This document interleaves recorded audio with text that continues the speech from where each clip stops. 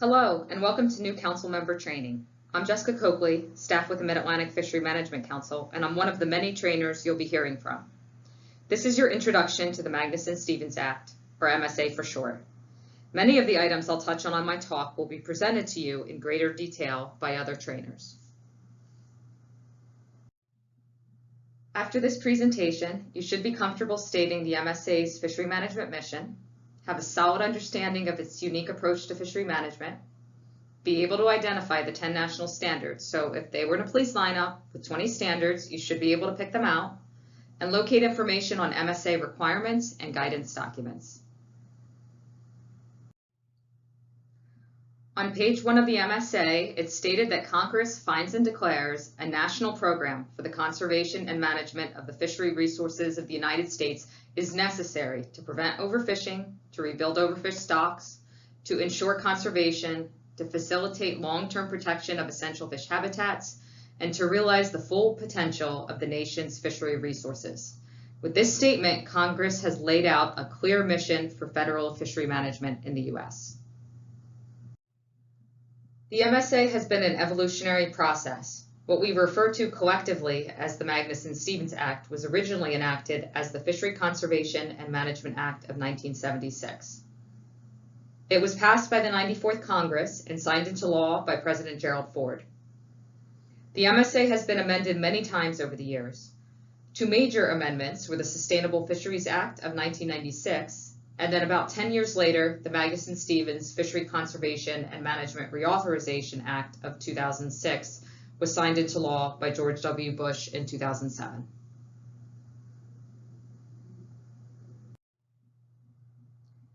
The MSA came at the end of a strong natural resource movement that was occurring in the U.S. The book Silent Spring, which captured the public's attention and highlighted the nature of pesticides such as DDT, was written in 1962.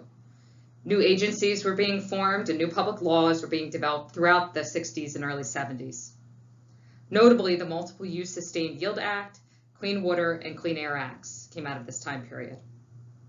You'll also be hearing more about the National Environmental Policy Act, Marine Mammal Protection Act, and Endangered Species Act later in your training.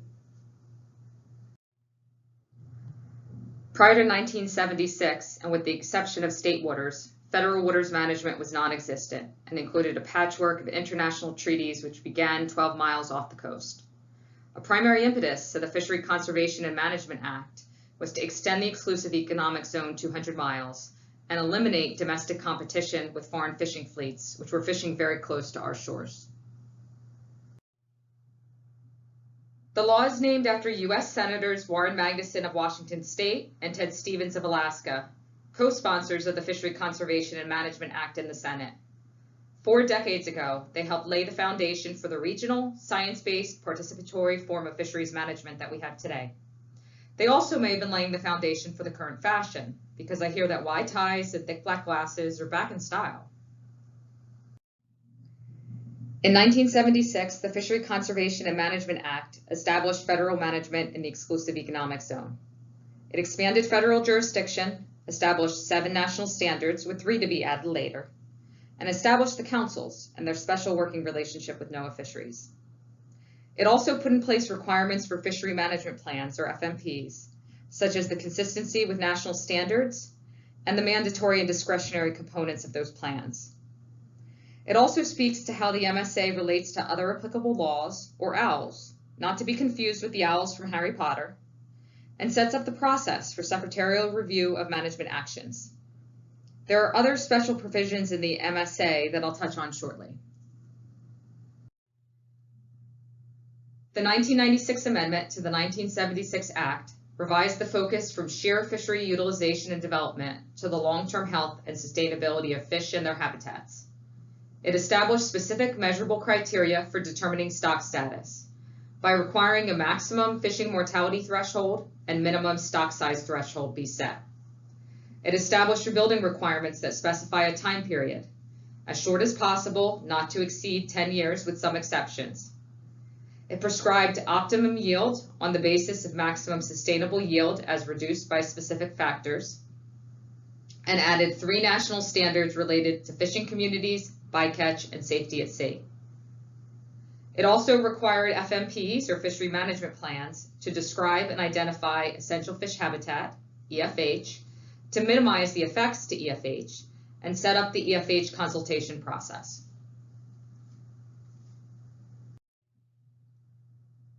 The 2007 reauthorization had an emphasis on accountability and science. It added requirements to end overfishing immediately, to set annual catch limits, or ACLs, and establish accountability measures, AMs, for all stocks in the fishery. It also strengthened the role of the Scientific and Statistical Committees, or SSCs, in the process, including for the setting of acceptable biological catch, or ABCs. So here we are in 2020, and it's been an interesting 2020 indeed. I wouldn't expect a reauthorization to move in this current Congress with the elections coming up, but I've been surprised before. But who knows what the 117th US Congress will bring. Our regional fishery management councils were established to develop fishery management plans, which are implemented and enforced by NOAA Fisheries, as well as by other federal agencies such as the US Coast Guard. The council process provides for a unique regional participatory process. The Secretary of Commerce's discretion with regards to final action on a fishery management plan or amendment is limited to approval, disapproval, or partial approval of the action. There is no room for the Secretary to substitute his or her own ideas. If disapproved or partially approved, the council must work to address that deficiency. The council process and plans and how we work on those with NOAA Fisheries and our partners have evolved in response to these statutory directives from Congress. Here are the 10 national standards that I paraphrased. You'll be hearing more about these during your training.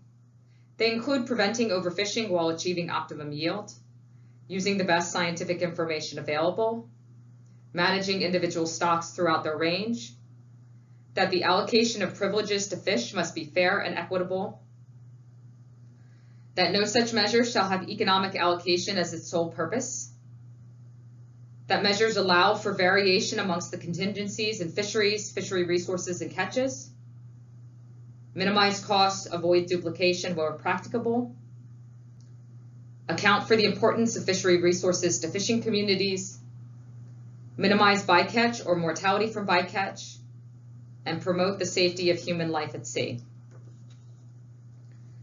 The national standards establish competing policy objectives, which must be balanced in the management actions taken. Some standards are spoken in terms of absolutes, such as shall prevent overfishing. And some have a bit more discretion, shall to the extent practicable. When the councils submit an FMP or action for implementation, you must explain how it's consistent with these standards. There's a section in the documents that specifically addresses these standards. Again, other presentations will go into this balance in a bit more detail. If you think 10 is a lot of standards, just wait until you see the guidance. Stacks and stacks of guidance. Each standard has its own stack, and they are online. Just follow this link, and they are keyword searchable.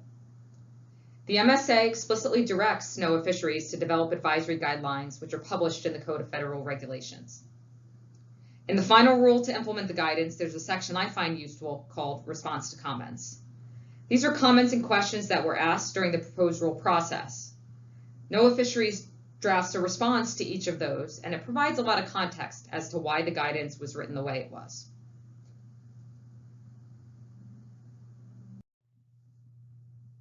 Some of the other provisions in the MSA include secretarial authorities related to emergency action and interim measures, as well as managing the Atlantic highly migratory species. The Secretary of Commerce can take action if a fishery requires action and the council does not take action, or a council action is disapproved or partially disapproved and the council fails to act to resolve that issue. As an example, in September 1993, the New England Fishery Management Council submitted Amendment 5 to the Northeast Multi-Species Fishery Management Plan. It was targeted to rebuild several stocks, including haddock.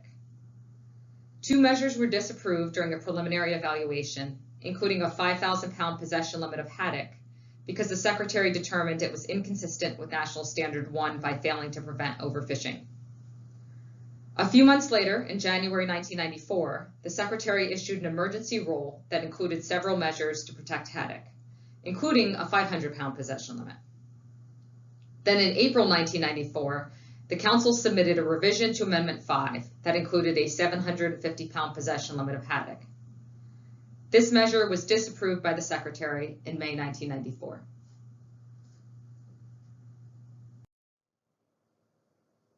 The MSA set up the ability to do emergency actions. These include unforeseen circumstances and serious fishery issues, but the benefits must outweigh the normal public process. Essentially, you are bypassing the open public process that you're set up to do, so it should be judiciously used. There are very specific criteria for these, which include substantial damage and/or loss that may be ecological, economic, or social. Emergency actions are not the same as in-season adjustments, which are allowed in some fisheries and under some circumstances. In-season adjustments and other types of measures may be pre-authorized, so that means they already went through a public process to evaluate them and implement them through rulemaking to determine that they can automatically be used as part of a fishery management plan. The MSA set up the management of the Atlantic highly migratory species. These include tunas, marlins, oceanic sharks, sailfishes, and swordfishes. The HMS process is set up to consult with the councils and work with their HMS advisory committees, and this falls under that more direct NOAA fisheries secretarial responsibility. There are also provisions related to tribal rights, native customs, and indigenous communities. These are intended to recognize the unique needs and circumstances which make fisheries resources important to these groups. The Pacific Fishery Management Council has a tribal representative that sits directly on the council. These generally apply where there are treaties related to certain fisheries. You'll also be hearing more about the essential fish habitat provisions in the MSA from our trainers. And there are lots of other good bits and pieces in the MSA, far too many for me to cover in this introductory talk. In a 2008 paper, Gentoff and Trapagni note that fishery governance is a wicked problem and a problem of scale. There are no one-size-fits-all solutions, and you never actually know when the problem is solved. You are dealing with ongoing, intractable, and evolving issues. When are we there? Well, there really isn't a there to get to. Fisheries management is not a destination. Because when you change one part of the system with your measures, other parts change too.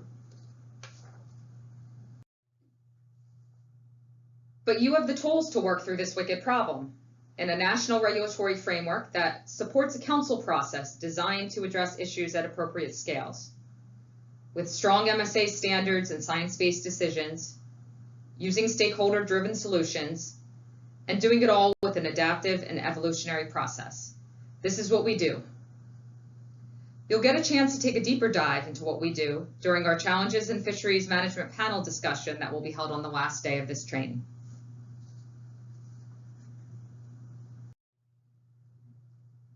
Thanks for listening, and I hope you found this talk useful. I look forward to talking to you all in person as we continue your training. Feel free to leaf through the next few slides, which cover questions we've received on this topic. Thanks, and talk to you soon.